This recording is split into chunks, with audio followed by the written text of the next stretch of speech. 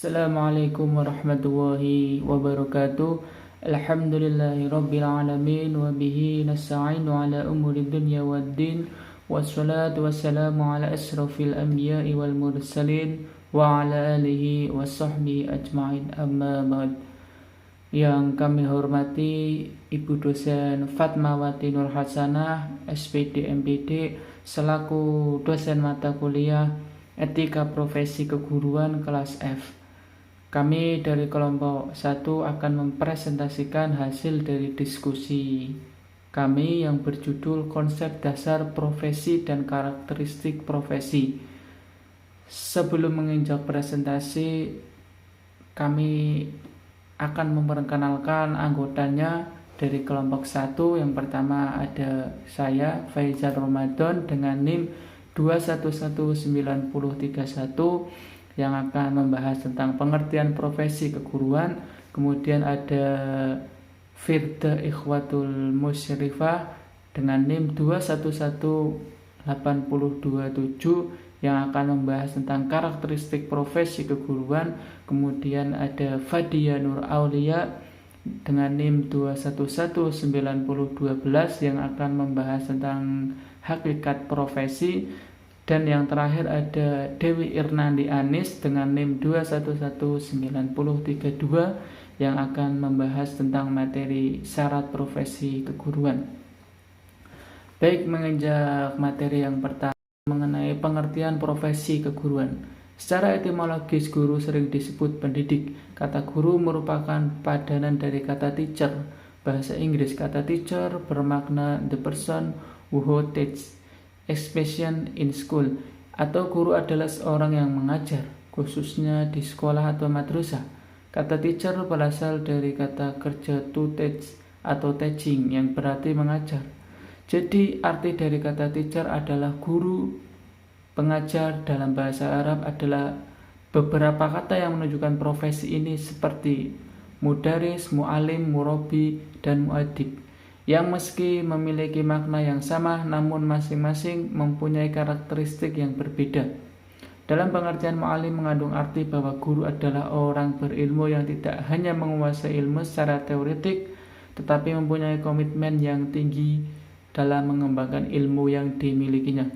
Sedang dalam konsep takdib terkandung pengertian integres antara ilmu dan amal sekaligus. Kedudukan guru sebagai tenaga profesional mempunyai visi terwujudnya penyelenggaraan pembelajaran sesuai dengan prinsip profesionalisme untuk memenuhi hak yang sama bagi setiap warga negara dalam memperoleh pendidikan yang bermutu.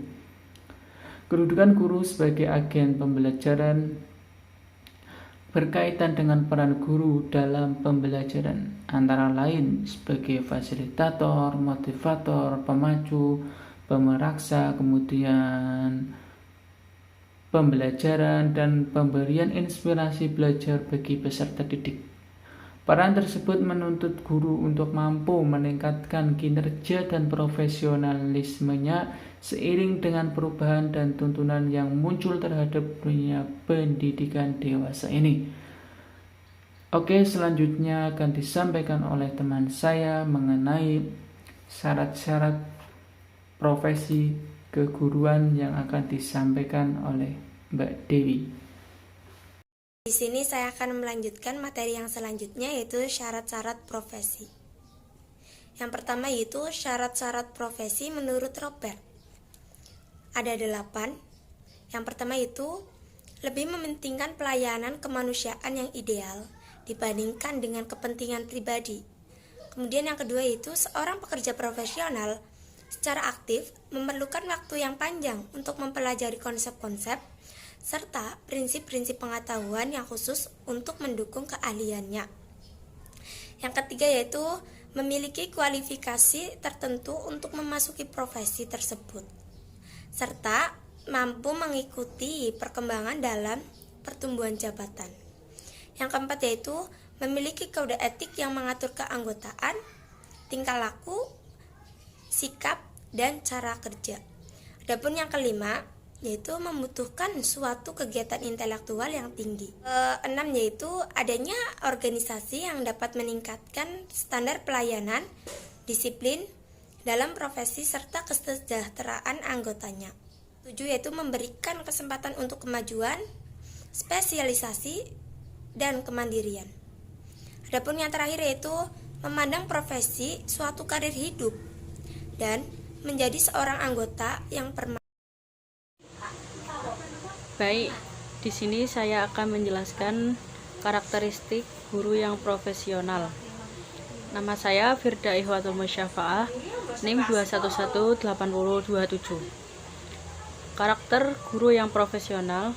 Kata profesi masuk ke dalam kosakata bahasa Indonesia melalui bahasa Inggris profession atau bahasa Belanda profesi.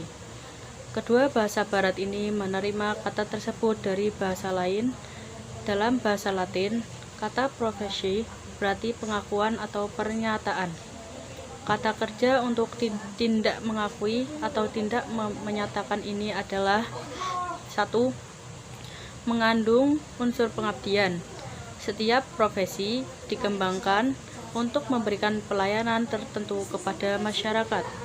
Pelayanan itu dapat berupa pelayanan individual, yaitu dengan pelayanan kepada perseorangan, tetapi dapat juga bersifat kolektif, yaitu pelayanan kepada sekelompok orang sekaligus. Dengan demikian, setiap orang yang mengaku menjadi pengemban dari suatu profesi tertentu harus benar-benar yakin bahwa dirinya memiliki pengetahuan dan keterampilan yang memadai untuk memberikan pelayanan kepada masyarakat tersebut. Yang kedua, mengandung unsur idealisme. Setiap profesi bukanlah sekedar mata pencaharian atau bidang pekerjaan yang mendatangkan materi saja, melainkan dalam profesi itu tercakup pengertian pengabdian pada sesuatu yang luhur dan idealis, seperti pengabdian untuk tegakkan keadilan, kebenaran, meringankan beban penderitaan sesama manusia, dan sebagainya. Dengan demikian, setiap orang yang menganggap dirinya sebagai anggota dari suatu profesi harus benar-benar mengetahui pengabdian apa yang akan diberikan kepada masyarakat melalui perangkat pengetahuan dan keterampilan khusus yang dimilikinya. Pada umumnya, melalui pengetahuan dan keterampilan khusus ini, setiap anggota. Yang ketiga, mengandung unsur pengembangan. Setiap bidang profesi mempunyai kewajiban untuk menyempurnakan prosedur kerja yang mendasari pengabdian secara terus-menerus. Secara teknis, profesi tidak boleh berhenti atau mandek. Kalau kemandekan teknis ini terjadi, profesi itu dianggap sedang mengalami proses kelayuan atau sudah mati. Dengan demikian, profesi pun menjadi punah dari kehidupan masyarakat. Berdasarkan uraian tersebut, tingkat profesialisme dapat diketahui melalui 3 hal. Yang pertama, apakah dalam bidang pekerjaan itu terdapat unsur-unsur pengabdian dalam kadar yang memadai. Yang kedua, apakah kegiatan-kegiatan yang dilakukan dalam bidang pekerjaan itu merupakan kegiatan yang bertumpu pada temuan dan wawasan.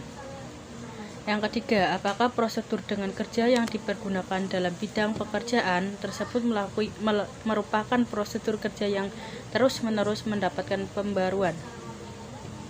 Berdasarkan ketentuan-ketentuan itu, dapat diketahui bahwa pengakuan atas klaim sebagai seorang profesional, sebagai seorang pengemban profesi,